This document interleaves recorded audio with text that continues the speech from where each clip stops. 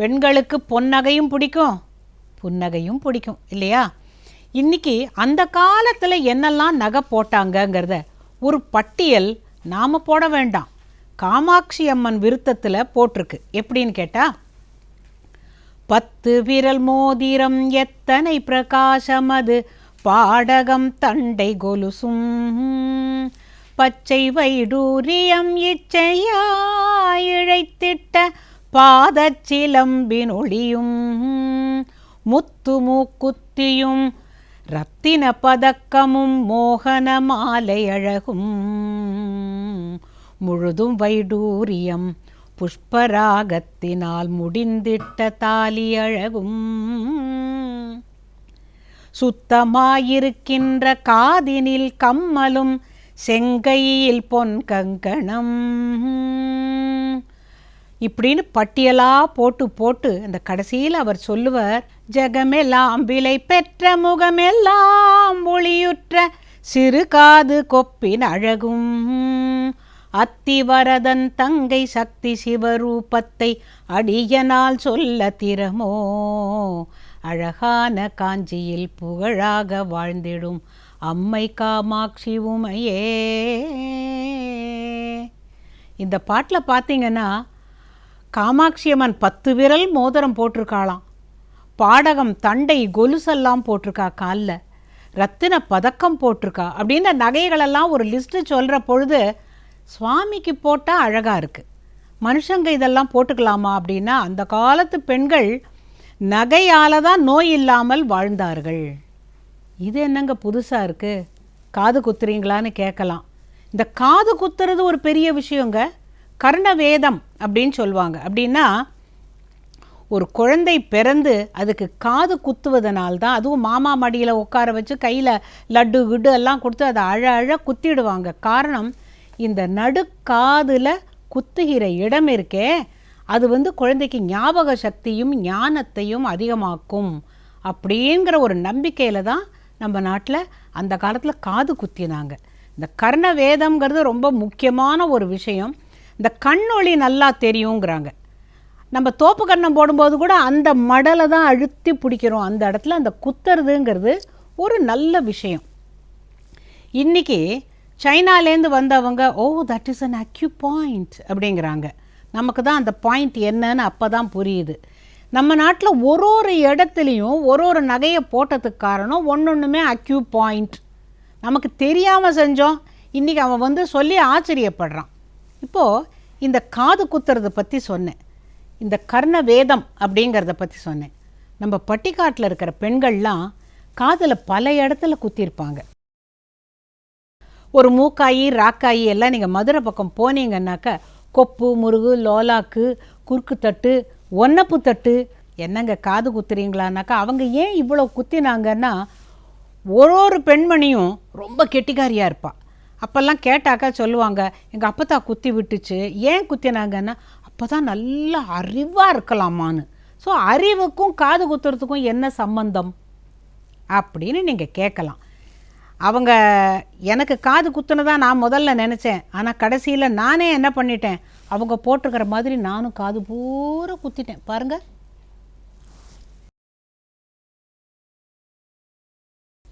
அதனால் அறிவு வளர்ந்ததா ஞானம் வளர்ந்ததாங்கிறது எனக்கு தெரியாது. ஆனால் ஒரு விஷயம் தெரியுது, அவங்க பள்ளிக்கூடம் போகாட்டி கூட கணக்கு கரெக்டாக சொல்லுவாங்க. இன்னார் மகன் அவன் இவ்வளோ ரூபா கொடுத்துருக்கான், பால்காரன் கணக்கை அப்படி சொல்லுவாங்க. காரணம், இந்த காதில் உள்ள புள்ளிகள், அந்த அக்யூ பாயிண்ட் இருக்கே, அது அறிவை வளர்க்கக்கூடிய பாயிண்ட். நம்ம இதெல்லாம் அழகாக படம் பிடிச்சி கொண்டு வந்து உங்களுக்கு காட்ட போகிறோம். அவங்கெல்லாம் என்னெல்லாம் போட்டிருந்தாங்க, ஒரு நகைக்கு என்னெல்லாம் பேருன்னுட்டு. இன்றைக்கி வெள்ளைக்காரன் என்ன சொல்கிறான், அக்கார்டிங் டு அக்குபங்க்சர் அப்படின்னு ஆரம்பித்து, உங்கள் வீட்டில் துணிக்கு போடுற கிளிப்பு இருக்குல்ல, மர கிளிப்பு, அதை எடுத்து இங்கே போடுங்க, இங்கே போடுங்க, இங்கே போடுங்க, இங்கே போடுங்க, அங்கே போடுங்க. அந்த ப்ரெஷரில் உங்களுக்கு ஒத்த தலைவலி போயிடும், உங்களுக்கு அது போயிடும். அதுக்கு தான்ப்பா எங்கள் ஊரில் கரெக்டாக நகை போட்டு வச்சுருந்தாங்க. சரி, ஏன் தங்கத்தில் நகை போட்டாங்க, பித்தளையில் போட்டிருக்கலாம்ல? அந்த காலத்தில் தங்கத்தில் ஏன் போட்டாங்கன்னா, நம்ம உடம்பில் ஒரு எனர்ஜி ஓடும், சக்தி. அந்த சக்திக்கு கண்டக்டர் அப்படிம்பாங்க, கடப்பான் தமிழில் சொல்லுவீங்கல்ல, it's a conductor of energy அப்படின்னுட்டு. அதுக்கு தான் தங்கத்தில் மூக்கில் போடுவாங்க, காதில் போடுவாங்க, கையில் போடுவாங்க, எல்லாமே தங்கத்தில் தான் போடுவாங்க. இந்த மாதிரி நகை செய்கிறதுக்கு இப்போ ஆளுகள்லாம் இல்லை. இப்போ இருக்கிற மோஸ்தரே வேறு. மோஸ்தர்னால் என்ன சொல்லுவீங்க, மாடல், அது வேறு. அந்த காலத்து நகையோட ஒன்றுக்கும் ஒரு அர்த்தம் இருந்திருக்கு. இப்போ நம்ம தலையிலேந்து பார்க்கலாம் என்னெல்லாம் நகைகள்னுட்டு. முதல்ல இந்த காதில் ஏன் ஆரம்பித்தேன்னாக்கா, பிள்ளைங்களுக்கு காது குத்துறோம், ஆம்பளைங்களுக்கெல்லாம் கடுக்கன்னு ஒன்று போடுவாங்க. பெரியாழ்வார் சொல்லியிருக்கார், காதில் கடிப்பிட்டுனாக்கா கடுக்கன் போட்டிருக்கானா கண்ணன். ஆக சின்ன பிள்ளைங்களுக்கு காது குத்துறது ரொம்ப முக்கியம். அதே போல் சரி, இதெல்லாம் அந்த காலத்தில் எதை வச்சு குத்துவாங்க? கன் ஷாட் போட்டா இல்லைங்க, இந்த கார முள்ளும்பாங்க, இல்லைன்னாக்கா நார்த்தங்காய் முள், கொஞ்சம் மெல்லிசாக இருக்கிற முள்ளை வச்சு குத்திடுவாங்க, செப்டிக் ஆகாது. உடனே தேங்காய் எண்ணெயை தடவிடுவாங்க, உடனேயே சின்ன தங்க நகையை போட்டு விட்டுருவாங்க.